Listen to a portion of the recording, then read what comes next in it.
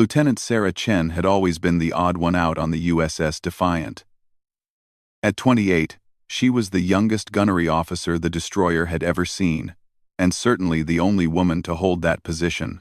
The salty old sailors would watch her with curiosity mixed with doubt as she checked the massive gun systems each morning, her small frame dwarfed by the imposing naval artillery. The year was 1943, and the Pacific theater was heating up. Every day brought new challenges as Allied forces pushed deeper into enemy territory. Sarah had joined the Navy 2 years earlier, fresh out of engineering school, with dreams of making a real difference in the war effort. Her father had been an artillery specialist in the Great War, and he had taught her everything about ballistics, trajectory calculations, and the art of precision shooting from the time she could hold a pencil. But the crew of the Defiant didn't know about her background. All they saw was a young woman trying to do a man's job in the middle of the deadliest conflict the world had ever known. Some of the older sailors whispered that having a woman on board was bad luck. Others simply ignored her, going about their duties as if she didn't exist. Admiral Thompson was the worst of them all. A gruff, weathered man in his 50s, he had commanded ships since before Sarah was born. His steel-gray mustache twitched with disapproval every time he saw her, and he made no secret of his belief that women had no place in combat roles. During weekly inspections, he would quiz her relentlessly, hoping to catch her in a mistake that would justify transferring her to a desk job back in San Diego. The tension came to a head on a foggy morning in the Solomon Islands. The Defiant was part of a convoy escorting supply ships to Allied forces fighting on Guadalcanal. Intelligence reports suggested Japanese submarines were operating in the area. But so far, the journey had been quiet. Too quiet, according to the veteran sailors who had learned to read the ocean's moods. Sarah was in the forward gun turret, running her daily maintenance checks, when the alarm bells started ringing. General quarters. All hands to battle stations. She had drilled this scenario hundreds of times, but her heart still pounded as she took her position at the fire control system. Through her headset, she could hear the controlled chaos of a ship preparing for battle. The fog was thick that morning, reducing visibility to less than 200 yards. Radar was picking up multiple contacts, but the operators couldn't determine if they were friend or foe. In the distance, the deep rumble of naval gunfire echoed across the water. One of the supply ships in their convoy was already under attack. Admiral Thompson's voice crackled through the communication system from the bridge. "All gun crews, stand ready. We've got enemy vessels approaching from the northeast. Prepare for surface engagement." His tone was calm and professional, but Sarah could hear the underlying tension. This was exactly the kind of situation where split-second decisions could mean the difference between victory and disaster. Through her range-finding equipment, Sarah began tracking the barely visible shapes moving through the fog. Japanese destroyers, sleek and fast, were maneuvering to attack the convoy. The lead enemy ship was approximately 4,000 yards away and closing fast. Standard naval doctrine called for opening fire at 3,000 yards, when accuracy would be optimal and the chance of hitting the target would be highest. But Sarah's trained eye saw something that the standard procedure didn't account for. The enemy ship's course and speed, combined with the wind patterns and ocean currents, created a unique opportunity. If she could calculate the exact trajectory needed, there was a chance to disable the lead destroyer before it could close to effective firing range. The shot would have to thread the needle between mathematical precision and pure luck. She began running the calculations in her head, the way her father had taught her during countless afternoons at the shooting range: wind speed and direction, target velocity, ocean swell patterns, even the slight list of their own ship as it rode the waves. Every variable had to be accounted for. Every factor weighed and measured in the space of a few heartbeats. The Japanese ships were getting closer. At their current speed, they would be within firing range in less than 3 minutes. Sarah's fingers moved quickly over her instruments, fine-tuning the gun's elevation and traverse. She had one chance to make this work, one opportunity to prove that she belonged on this ship and in this war. Admiral Thompson's voice came through the headset again. "All guns, hold your fire until targets reach optimal range. Do not waste ammunition on long shots." It was sound tactical advice, born from years of experience and naval training. But Sarah could see what he couldn't from his position on the bridge. The geometry of the situation was perfect. If only she had the courage to take the shot. She keyed her microphone, her voice steady despite the adrenaline coursing through her veins. Bridge, this is forward gun control. I have a firing solution on the lead target at maximum effective range. Request permission to engage. The silence that followed seemed to stretch forever. Through her headset, she could hear the Admiral conferring with his officers, their voices too low to make out individual words. Finally, Thompson's response came back, sharp and dismissive. Negative, forward gun control. That target is at 4,500 yards in heavy fog. That shot's impossible, and we're not going to waste shells on fantasies. Hold your position and wait for proper firing range. Sarah's hands tightened on her controls. She could see the enemy destroyer clearly through her scope now, its angular silhouette cutting through the gray mist like a knife. The ship's captain was skilled, using the fog as cover, while maneuvering for an attack run on the convoy's most vulnerable vessels. In 2 minutes, maybe less, those Japanese guns would open fire on the slow-moving supply ships loaded with ammunition and medical supplies, desperately needed by Allied forces. The mathematics were clear in her mind. She had accounted for every variable, double-checked every calculation. The shot was difficult, perhaps the most challenging she had ever attempted, but it was far from impossible. Her father's voice echoed in her memory from a long-ago summer afternoon. The difference between a good shot and a great shot isn't luck, Sarah. It's the courage to trust your training when everyone else doubts you. Around her, the gun crew waited for orders. These men had served under her for 8 months now, and they had learned to trust her judgment even when others questioned it. Gunner's mate Peterson, a 20-year Navy veteran, caught her eye and nodded slightly. Chief Miller, whose son was fighting with the Marines on Guadalcanal, placed a steady hand on her shoulder. The enemy destroyer was now at precisely 4,400 yards and closing. Sarah's calculations showed that in exactly 30 seconds, the target would reach the optimal point in her predicted trajectory. The convergence of mathematics and opportunity that might not come again in this battle, or any other. Admiral Thompson's voice filled the turret once more. All stations, maintain current positions. Wait for my command to open fire. But Sarah wasn't listening to the Admiral anymore. She was listening to the rhythm of the ocean, the whisper of wind through the rigging, and the steady heartbeat of her own confidence. Her finger moved to the firing trigger. In 30 seconds, she would either vindicate years of training and prove her worth to every doubter on the ship, or she would confirm Admiral Thompson's worst fears about women in combat roles. The weight of that moment pressed down on her shoulders like the fog that surrounded their ship. 20 seconds. The target maintained course and speed, its captain confident that the American guns couldn't reach him through the mist. 15 seconds. Sarah's breathing slowed, her world narrowing to the crosshairs in her scope and the gentle rise and fall of the ship beneath her feet. 10 seconds. Around her, the gun crew tensed, sensing that something was about to happen even without understanding exactly what. 5 seconds. Sarah's finger took up the slack on the trigger. Every muscle in her body coiled like a spring. 3 seconds. 2, 1. The decision was made.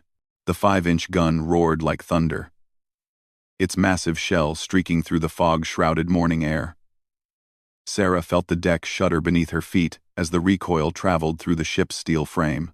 For a split second that seemed to stretch into eternity, the only sound was the whistle of the projectile cutting through the mist at over 2,000 feet per second. Then came Admiral Thompson's voice, explosive with rage. Forward gun control. What the hell do you think you're doing? I gave explicit orders to hold fire, but Sarah wasn't listening to the Admiral's fury. Her eyes were locked on her scope, tracking the shell's trajectory through the gray morning air. She had fired at the exact moment when mathematics and instinct converged, when every variable aligned in perfect harmony. Now came the longest 4 seconds of her life, as she waited to see if her calculations had been correct. The fog seemed to swallow the projectile completely. Around her, the gun crew held their breath, knowing that their young officer had just defied a direct order from one of the most senior commanders in the Pacific Fleet. Chief Miller's weathered face was grim, understanding that careers were about to be made or destroyed based on the next few moments. Through the mist came a sound that made every sailor's blood run cold. The distinctive whistle of incoming artillery fire. The Japanese destroyer was returning fire, its shells seeking the source of the American gunfire. But something was wrong with their shooting. The enemy rounds were falling short and wide, lacking the precision that Japanese gunners were famous for. Then, through the fog, came the deep, rumbling explosion Sarah had been waiting for. The sound was different from the sharp crack of a shell hitting water. This was the hollow boom of metal striking metal, followed immediately by a secondary explosion that lit up the mist with orange flame. "Direct hit!" came the excited shout from the ship's lookouts. "Forward gun has scored a direct hit on the lead enemy destroyer." The fog began to thin slightly, pushed by the morning breeze, and Sarah could see what her single shell had accomplished. The Japanese destroyer was listing heavily to starboard, black smoke pouring from its engine room. The ship's forward gun turret was twisted wreckage, and flames were spreading along its deck. Most importantly, the enemy vessel had lost all forward momentum and was beginning to fall behind its sister ships. Admiral Thompson's voice came through the headset again, but the tone had changed completely. The rage was still there, but now it was mixed with something else. Disbelief. "Forward gun control. Confirm that hit. Did you actually hit that target at 4,400 yards in heavy fog?"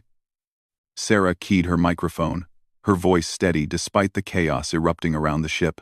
"Confirmed direct hit, sir. Target is disabled and falling out of formation. Engine room appears to be flooded, and forward weapons are inoperative." The bridge fell silent for a moment. Through her headset, Sarah could hear the frantic activity of a warship in combat. Damage control teams responding to near misses, radar operators tracking multiple contacts, and the steady stream of reports from all over the ship.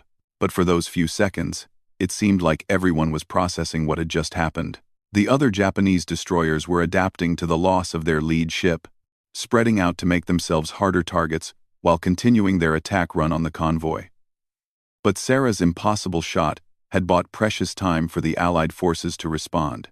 Already, she could hear the deep rumble of the convoy's other escorts opening fire, their guns adding their voices to the growing battle.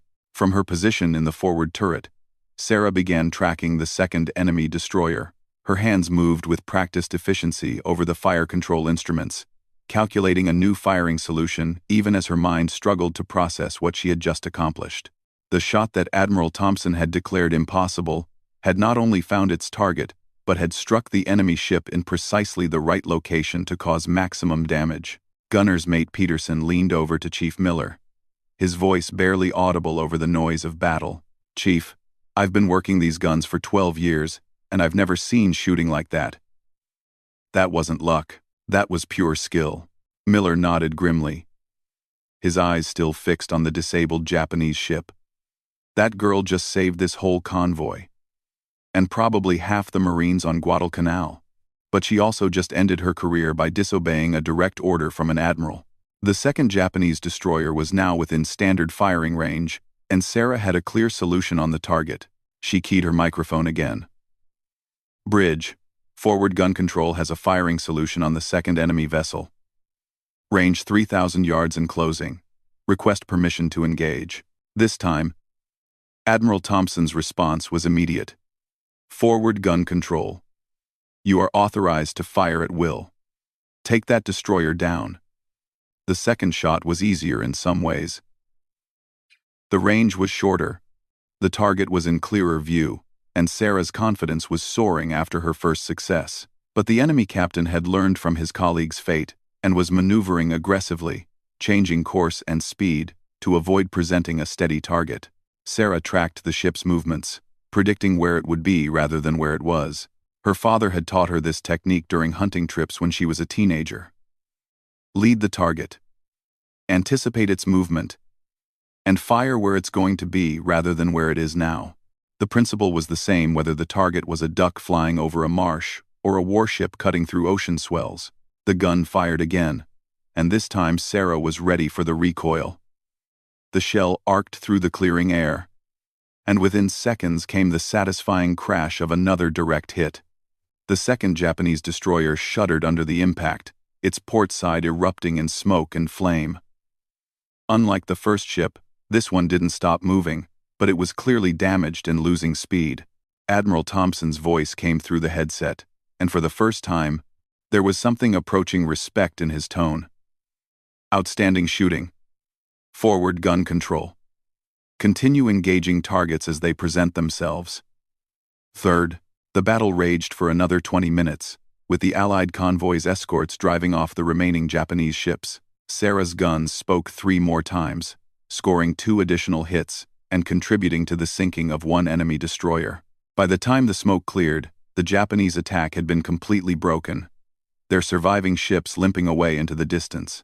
As the crew secured from general quarters, Sarah remained at her station, double-checking her equipment and ensuring everything was properly stowed. Her hands were shaking now, the adrenaline of combat giving way to the realization of what she had done. In the space of a single morning, she had proven herself in the most decisive way possible, but she had also directly disobeyed orders from a superior officer. Chief Miller approached her station, his expression unreadable. "Lieutenant, the Admiral wants to see you in his cabin immediately." "And ma'am?" He paused, seeming to choose his words carefully. "Whatever happens up there, know that every man in this gun crew is proud to serve under you." Sarah nodded, understanding the weight of what awaited her. As she made her way through the ship's narrow corridors toward the Admiral's cabin, crew members stopped their work to watch her pass. Some nodded respectfully, others simply stared. Word of her impossible shot had already spread throughout the ship, and everyone knew that something historic had just occurred. The Admiral's cabin was located directly below the bridge, and Sarah could hear the continued activity above as the convoy reorganized after the attack. She paused outside the door, straightening her uniform and steeling herself for what was certain to be the most important conversation of her naval career. Her knock was answered immediately by Admiral Thompson's gruff voice. "Enter." Admiral Thompson stood behind his desk, his weathered hands clasped behind his back as he stared out the porthole at the Pacific Ocean. The morning fog had finally lifted completely, revealing the vast expanse of blue water that had been their battlefield just an hour earlier. Smoke still rose from the horizon where the damaged Japanese ships were retreating, a testament to the morning's engagement. Sarah entered the cabin and stood at attention, her heart pounding despite her outward composure. The Admiral's cabin was spartanly furnished, with charts covering one wall and a small collection of naval memorabilia arranged on shelves. A photograph of Thompson's family sat prominently on his desk, next to a stack of reports and communication transcripts from the morning's battle. For a long moment, neither of them spoke. The only sounds were the gentle creaking of the ship's hull and the distant calls of seabirds that had appeared now that the gunfire had stopped. Sarah could see tension in the Admiral's shoulders, the way his jaw was set as he processed the events of the morning. Finally, Thompson turned around and fixed her with his steely gray eyes. "Lieutenant Chen, in 32 years of naval service, I have never encountered a situation quite like this one. You have simultaneously demonstrated the most remarkable gunnery skills I've ever witnessed, and committed one of the most flagrant acts of insubordination in recent memory." Sarah remained at attention, her eyes focused on a point just above the Admiral's head. She had expected this confrontation, but hearing the words still sent a chill through her. Disobeying a direct order during combat was a court-martial offense, regardless of the outcome. Thompson walked around his desk and stood directly in front of her. "That first shot you fired was at a range and under conditions that every naval gunnery manual declares ineffective. The probability of hitting a moving target at that distance, in heavy fog, with a single round, is mathematically negligible. Yet you not only hit the target, you struck it in the precise location needed to disable its engines and forward armament." He paused, studying her face for any sign of emotion. "The question I need answered, Lieutenant, is simple. Was that shot the result of exceptional skill, or was it simply the luckiest accident in naval history?"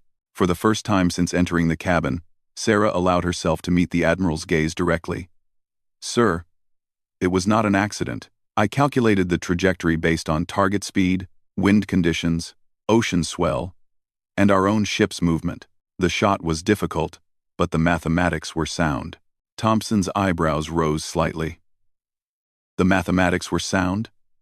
Lieutenant, I've been commanding ships since before you were born. I've seen thousands of gun engagements, and I'm telling you that what you accomplished this morning was supposed to be impossible." Sarah took a deep breath, knowing that her next words could determine the rest of her naval career. "With respect, sir, my father served as an artillery specialist in the Great War. He taught me ballistics and trajectory calculation from the time I was 12 years old. We spent every summer at the shooting range, working on precision firing under various conditions. When I saw the enemy formation this morning, I recognized the geometric possibilities immediately." The Admiral studied her for another long moment, then walked back to his desk and picked up a folder. "I've been reading your service record, Lieutenant. Top of your class in gunnery school, highest marks in mathematics and physics at the Naval Academy, and exceptional ratings from every commanding officer you've served under. Yet until this morning, you had never fired a shot in actual combat." "That's correct, sir." Thompson opened the folder and read silently for several seconds. "Your instructors noted that you had an unusual ability to calculate firing solutions under pressure. But they also noted that you tended to take risks that other officers considered unwise. One evaluation describes your approach as mathematically brilliant, but tactically aggressive." Sarah remained silent, unsure whether this was a compliment or criticism. The Admiral closed the folder and set it aside, then walked to the chart table, where a detailed map of the Solomon Islands was spread out. "Lieutenant, let me explain something about command that they don't teach at the Academy.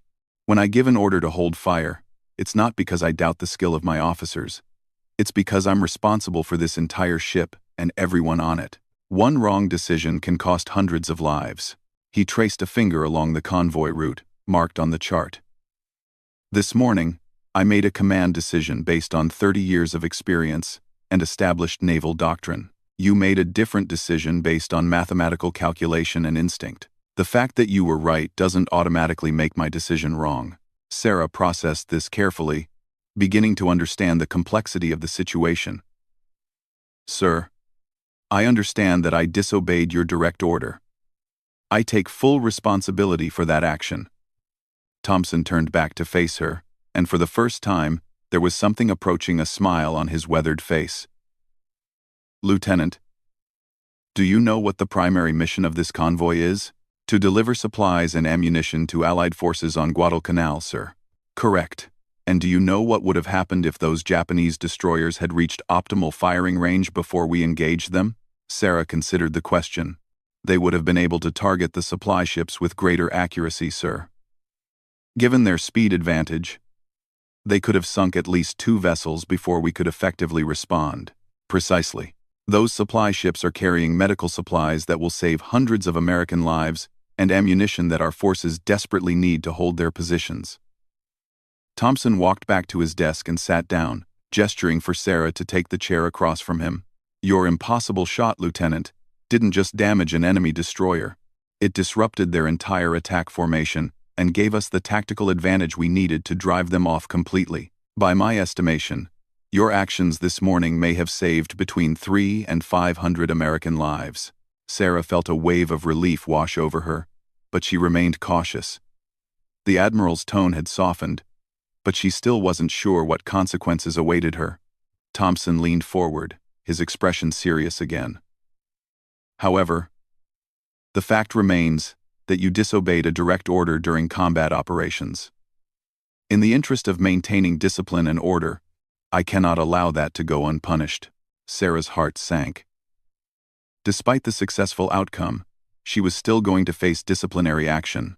"Therefore," the Admiral continued, "I am recommending you for immediate promotion to Lieutenant Commander, with a commendation for exceptional bravery and marksmanship under enemy fire."